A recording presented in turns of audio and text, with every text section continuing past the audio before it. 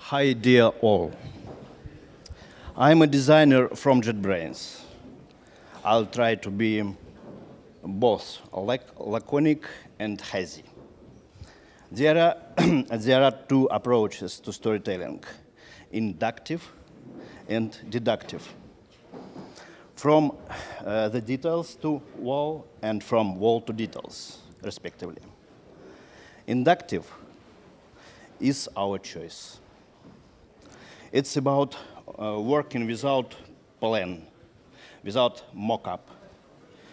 In such approach, it's important to somehow begin and then observe which opportunities open up.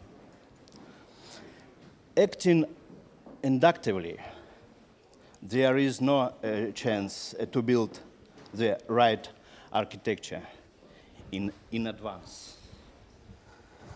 In this style of development, the project quickly reaches a tipping point when it's necessary to change the previous structure. This method has the disadvantages of endless alterations to the architecture. But it has its advantage. The method allows the storytellers to enjoy no less than reader, viewer, and the observer. And so the creator will not spoil the fun to themselves. The endless thrill of creation. The creator and the observer in one person. And what does it mean? You will see in our piece. Welcome.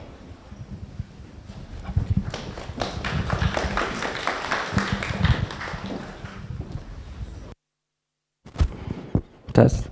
Oh, cool. Hi. Sergo already introduced himself. Me, I'm just the obsessed engineer in JetBrains. I don't know what exactly I'm obsessed with, but we'll see. We will tell you how we came to this stuff. And so I will tell you the problem from at first from the designer's point of view, why we needed generative graphics. So for example, for the company, it is important to have the splashes and banners and everything designed for our IDEs. Probably you know these screens with obsessive graphics. So it's like Maslow pyramid, where the splashes and banners are the most in need. We have quite a lot of products. These are just examples. And every product needs a splash screen and everything for advertisement. And so it comes to the point where the designer has to create a huge number of graphical artifacts, and it comes to the thousands, not hundreds, not thousands, actually. And designer is pressured because he needs to do it like once in 3 months, for example. These thousands of artifacts. And during the year, they should be in different styles and still keeping like one general theme. They also should be complex, not minimal, because we are the software company which cares about design. And minimal is not our approach. And so we had, even in the previous years, our splash screens were generated. So at some point, the designer came to this idea to generate these things because it's impossible to to make such numbers of different creations. And actually, our company doesn't care about the way it's done. It just should be done. So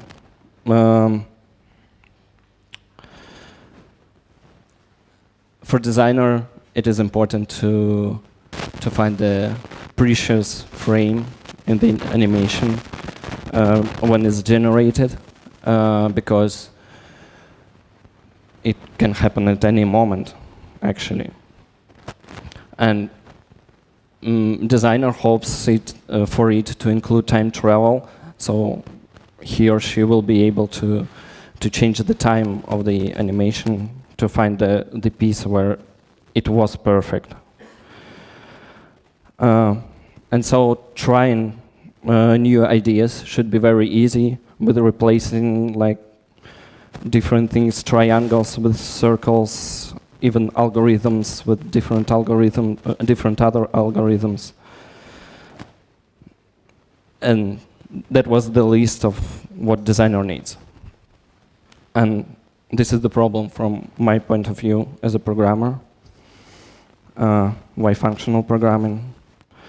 2 years ago, or 3 already, we've already tried to generate graphics but with JavaScript, and it was kind of cool, but still very error-prone, because JavaScript produces a lot of errors, and it's very hard to find the reason. You can struggle for several months.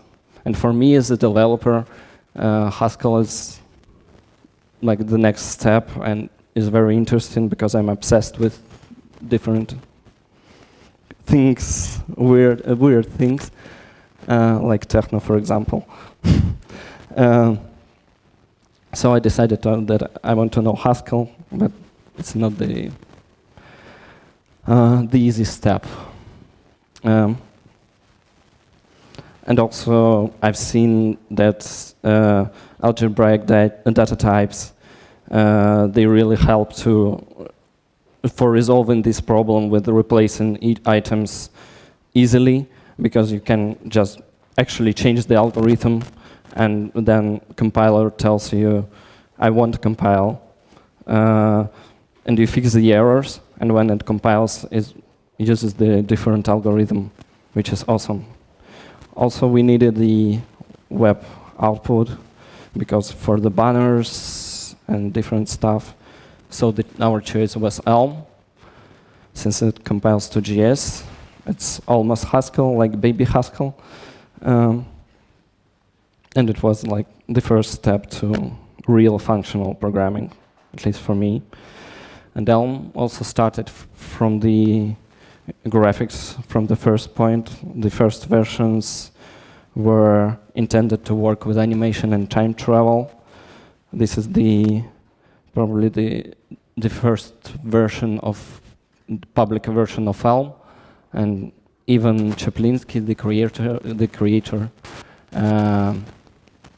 he presented this example with the Mario jumping, where you can rewind the time, move forward in time, and control the things. So our solution. In the process, we decided from the first point that we shouldn't have any idea what we get in the result. We should try and change the algorithms very frequently and try things. So we decided, we chose this stuff because three-dimensional programming, three dimensions allow us to extend our graphics to other dimensions. And S.Golovachev is the designer. He knows like different algebraic stuff, and is a physic as well. So we always switch the algorithms inside. So our product, I will show it just next, is built with layers. So we, for example, may draw something on canvas, like two-dimensional canvas, then place something on top which draws WebGL, and place SVG on top. And this is, for example, how our current model looks like. This FSS is flat surface shader. It's the moving triangles. Actually, it's three kinds of WebGL layers. Also, we have the model, which is also we try fractals, we try Lorentz curves, we try Voronoi, and try to combine them just by layering over each other. So we use model update view concept, but it starts from the request animation frame. So in every tick, we just render all the layers. But WebGL meshes are hard to re-evaluate on every step, so it's cached. And we doesn't care because the WebGL module cares about it.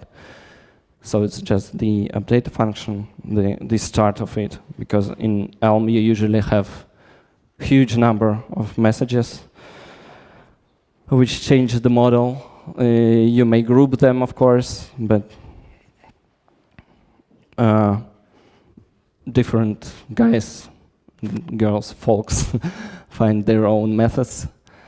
Also, we had the problem with taking random numbers because it's like side effect.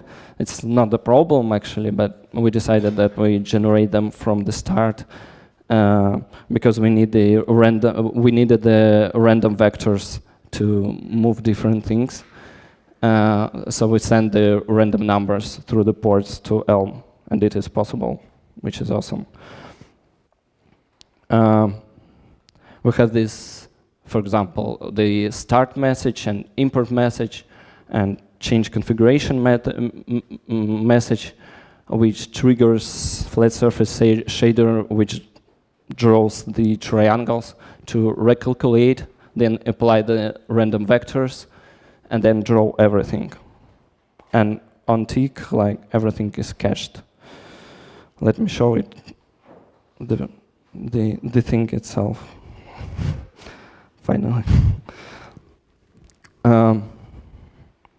So it's very configurable. We also have this nice ELM-driven UI here. Okay, we're not. We have the poor connection.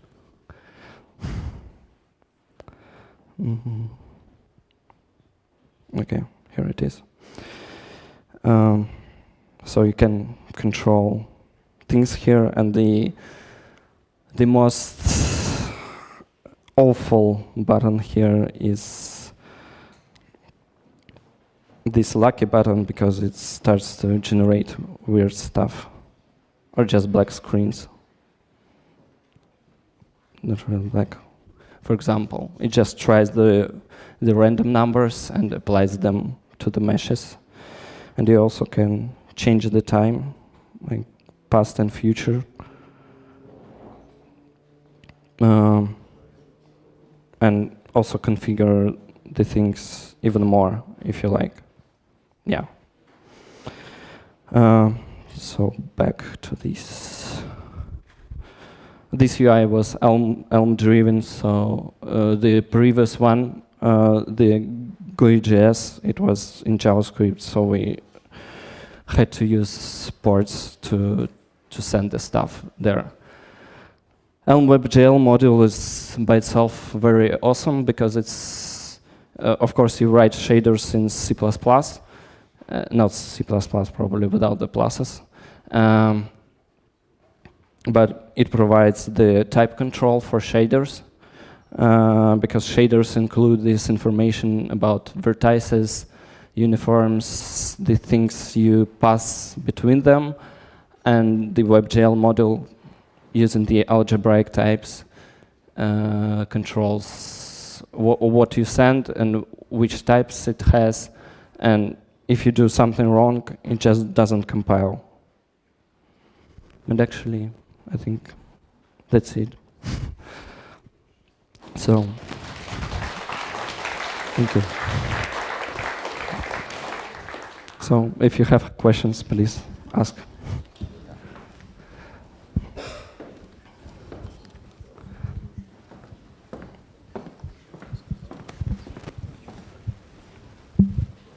So in the beginning you mentioned that you wanted to write like in Haskell, Yeah, but also needed it to run on JavaScript in browsers. yeah, But there are a lot of alternatives like to pure script. ELM. Yeah, like pure script, for Yeah. example. Have you considered this, or you can compile? Now I consider that, but at that point we started it, I wasn't able to write pure script, but now.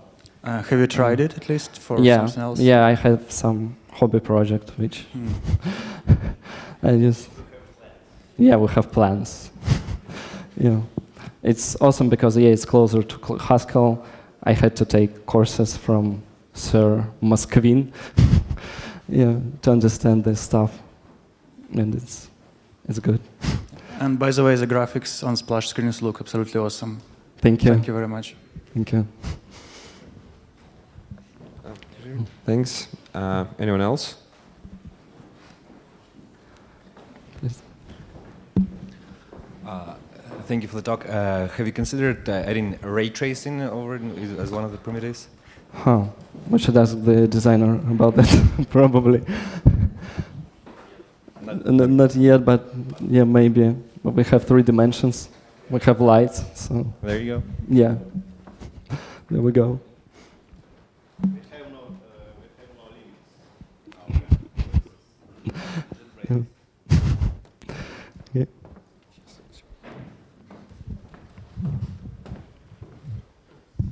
Okay, thank you for the talk.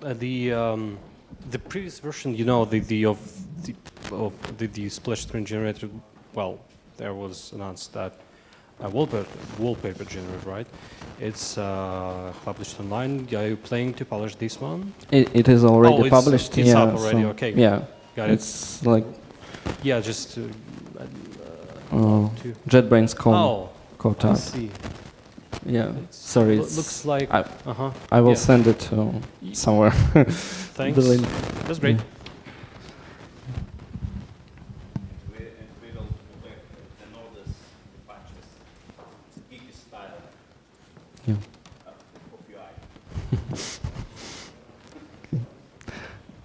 UI. Question. With your successful usage of ELM, do you see other groups, areas in JetBrains where ELM has interested people and potentials to use it? We organized the ELM meetup in Munich. So we're working in Munich office of JetBrains.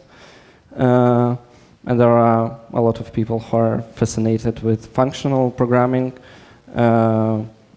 Like we discuss not only ELM, but also pure script and Haskell as well.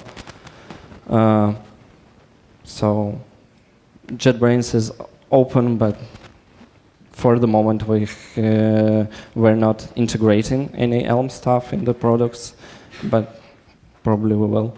Who knows? Like this thing is done to show that ELM is awesome, for example. Thank you. Yeah. Do you use any machine learning to generate graphics, or plan to use? We actually planned to use the machine learning to reuse this lucky button, so the neural network would learn if you like this screen or not, and then collect the parameters, the configuration for each parameter, and then try to decide which parameters are most beautiful. Yeah, but we had no time to make it before the release, but probably later we'll, Okay. yeah. Now we have only classifiers at our image Dropbox, our chaotic Dropbox. Chaos, it's about everything. Super. Anyone else? So, anyone else? All right then. Thanks a lot, guys. Thank you. Thank you.